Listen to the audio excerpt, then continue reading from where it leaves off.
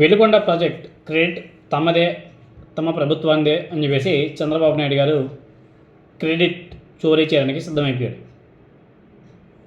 దీని మీద వైసీపీ వారు కూడా మండిపడుతున్నారు.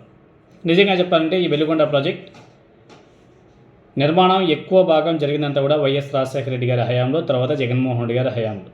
చంద్రబాబు నాయుడు గారి హయాంలో జరిగింది చాలా చాలా తక్కువ. ఐ థింక్ ఆయన 1996లో శంకుస్థాపన చేశాడు. తర్వాత దాని పనులు మొదలుపెట్టలేదు, వదిలేశారు.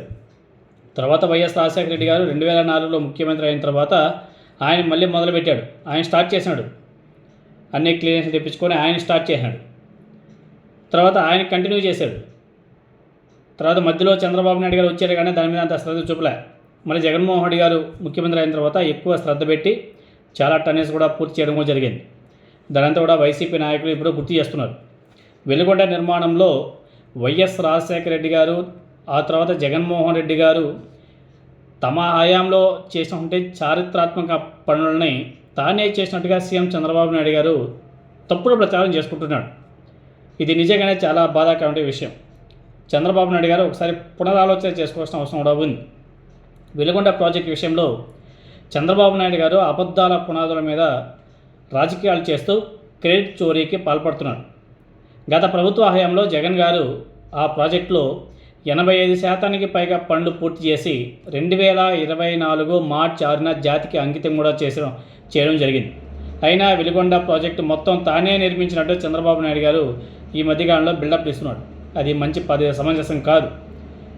ఇంకొక సిచ్యువేషన్ ఏమంటే, స్థానిక నిర్వాసితులకు ఇంకా పరిహారమే అందలేదు. మరోవైపు ప్రాజెక్టు కోసం భూములు ఇచ్చినటువంటి నిర్వాసితులకు ఇంకా పరిహారం కూడా చెల్లించలేదు. 1996 మార్చి 5వ తేదీన చంద్రబాబు నాయుడు గారు దీనికి శంకుస్థాపన తప్ప చేసింది ఏం లేదని. ఆ తర్వాత 2004 వరకు అధికారంలో ఉన్నది ఎవరో చంద్రబాబు నాయుడు గారు. అప్రాక్సిమేట్గా 8 ఏళ్ల కాలంలో చంద్రబాబు నాయుడు గారు ఈ ప్రాజెక్ట్కి ఎన్ని నిధులు కేటాయించాడు, ఎన్ని మీటర్ల సొరంగం తవ్వాడు అంటే చెప్పుకోవడానికి ఏం లేదు, పెద్ద గుణసున్నా. 1996లో ఆయన ప్రాజెక్ట్ కోసం ఒక మ్యాక్సిమం అంటే 11 లక్షలు ఖర్చు చేసినట్టుగా తెలుస్తుంది. 11 లక్షలు. అది కూడా ప్రాజెక్ట్ శంకుస్థాపన సందర్భంగా సభ నిర్వహణ కోసం ఖర్చు చేశారంట. ఆ 11 లక్షలు కూడా ప్రాజెక్ట్ నిర్మాణం కోసం కాదు.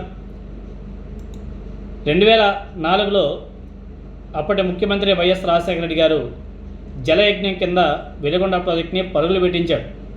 ప్రాజెక్ట్కి రెండో సొరంగాన్ని ప్రతిపాదించే సమగ్ర డిపిఆర్ తెప్పించింది వైఎస్ రాజశేఖర రెడ్డి గారు. నల్లమల సాగర్ 3 డ్యాములు, తర్వాత ఫీడర్ ఛానల్ నిర్మించే ప్రాజెక్ట్కి పూర్తి రూపం ఇచ్చింది వైఎస్ రాజశేఖర రెడ్డి గారు. అదేవిధంగా జగన్మోహన్ రెడ్డి గారి హయాంలో ప్రాజెక్ట్ పనులు కూడా చాలా ఫాస్ట్గా జరిగాయి. వెలుగొండ ప్రాజెక్టును దాదాపు పూర్తి చేసినటువంటి వైఎస్ జగన్మోహన్ రెడ్డి గారు 2024 మార్చి 6న జాతికి అంకితం చేయడం జరిగింది. ప్రారంభమైన ప్రాజెక్ట్కి మళ్ళీ రిబ్బన్ కటింగ్ చేస్తున్నాడు చంద్రబాబు నాయుడు. ప్రజంతా కూడా నవ్వుకుంటున్నారు. ఇప్పటికే ప్రారంభోత్సవం జరిగినటువంటి ప్రాజెక్ట్కి మళ్ళీ పెళ్లి చేయడం ఏంటి, రిబ్బన్ కటింగ్ చేయడానికి చంద్రబాబు నాయుడు గారికి సిగ్గు లేదా అని చెప్పేసి వైసీపీ వాళ్ళంతా కూడా కామెంట్ చేస్తున్నారు. చంద్రబాబు నాయుడు గారు ఎప్పుడు జేబులో కత్తెర, చేతిలో రిబ్బన్ పట్టుకొని ఎదుటివారు చేసినటువంటి పనులకు క్రెడిట్ కొట్టేయడానికి చూస్తుంటాడు అని చెప్పేసి ఎద్దవ చేస్తున్నారు. అదేవిధంగా వెలుగొండ ప్రాజెక్టు కోసం భూములు, గ్రామాలు త్యాగాలు చేసినటువంటి నిర్వాసితులను వెన్నుపోటు పార్టీ కూటమి ప్రభుత్వం గాలికి వదిలేసింది. ఇది చాలా ఇంపార్టెంట్ పాయింట్. అధికారులు దీని మీద విచారణ చేసి 758 అర్జీలు అర్హత కలవని చెప్పేసి తేల్చినా వాళ్ళకి ఇప్పటివరకు పరిహారం ఎందుకు ఇవ్వడం లేదు అని చెప్పేసి వాళ్ళంతా కూడా ప్రశ్నిస్తున్నారు. మరి గత 2 సంవత్సరాల నుంచి చంద్రబాబు నాయుడు గారు ఎందుకు పట్టించుకోవట్లే, వాళ్ళకంతా కూడా ఎందుకు పరిహారం ఇవ్వట్లే?